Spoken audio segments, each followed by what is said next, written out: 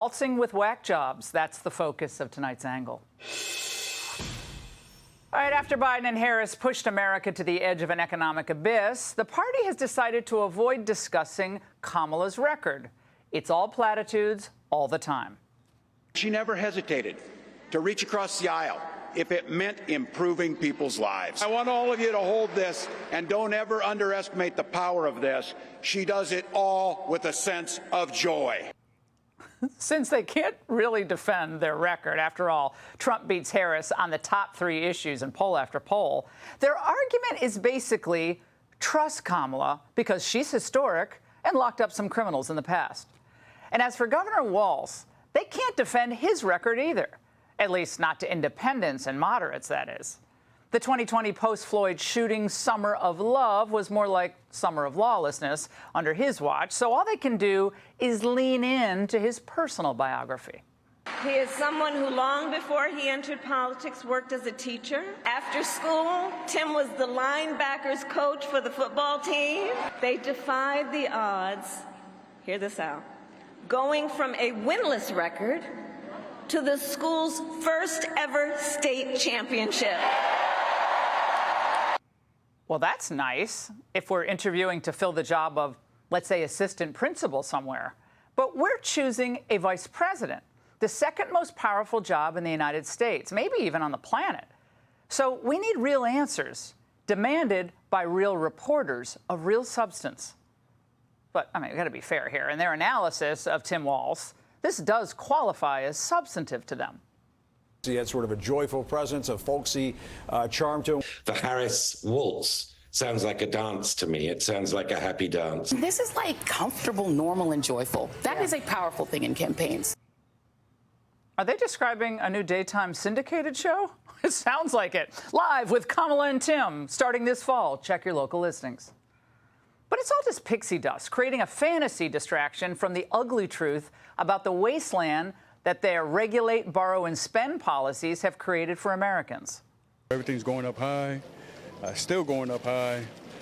You don't know what else you're buying in here, if it's real, if it's not real. You know, it's just not getting it with just any job. You have to have a good job to be able to afford everything, you know, for your household. I've been living in this facility for 10 years. Robbery is pretty common in our area. But these people are so brazen, they not only deny any failures, they pretend to champion what they're most intent on destroying. Ours is a fight for the future of the middle class, and it is a fight for freedom.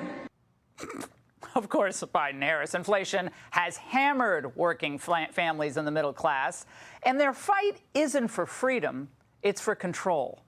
It's all a con job. And so is the Harris campaign trying to push Walz as America's coach. He should just wear a whistle around his neck. An inspiring coach celebrates success, at least the coaches I always had. He doesn't ridicule it. But that is exactly what Tim Walz did yesterday in knocking J.D. Vance, whose life literally is the epitome of the American dream.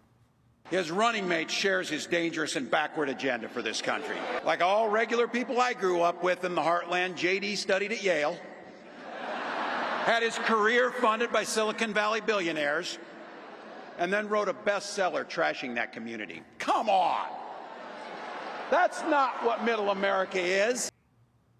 Now, did Governor Nice Guy write that part of his speech? Did he even read it ahead of time? He obviously must have approved it, right? Snide, nasty, and just to use their word, weird. Or are the Democrats now against poor kids from troubled homes working hard and getting into a top school? Or working in the business world? Is that now racist too? He wasn't trashing his community in hillbilly elegy. He was telling his life story. Ever heard of it? It's called a memoir. Try reading it, Tim, of the tiny brain. Sure, Tim Walz was a popular teacher, but listen to him for 5 minutes on YouTube, and you realize why so many high schoolers don't know much about the Constitution. They learn from people like Walz. There's no guarantee to free speech on misinformation or hate speech, and especially around our democracy. Yeah, because the First Amendment's all about just protecting speech that you agree with. Imagine his social studies lectures about totalitarian regimes. For Walz, states are despotic, other states in the country, when they pass laws that reflect the values of their own people by protecting kids from gender surgeries. We're seeing totalitarianism at rise of telling them that they don't have a place to speak. In Minnesota, every single child is valued. Notice the Orwellian use of language. You value a child when you allow him or her to be subjected to life-altering medical treatment before the age that they can even order a beer at a ballpark.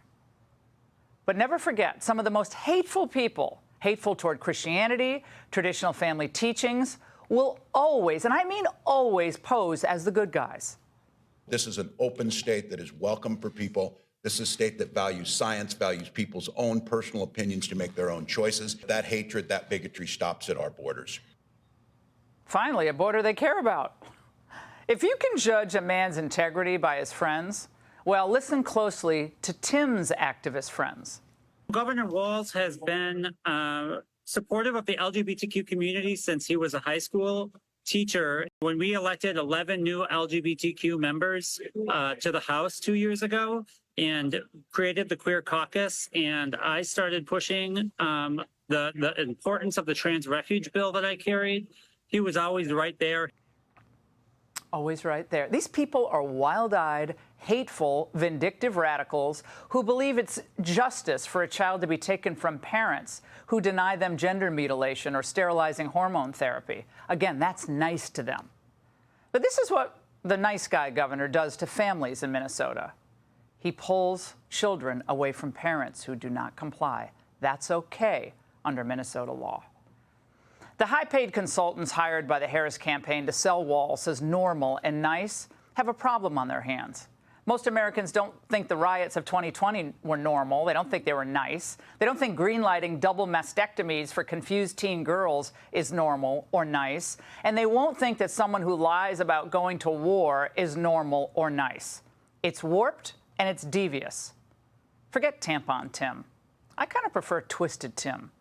And that's The Angle. Hey, Sean Hannity here. Hey, click here to subscribe to Fox News YouTube page and catch our hottest interviews and most compelling analysis. You will not get it anywhere else.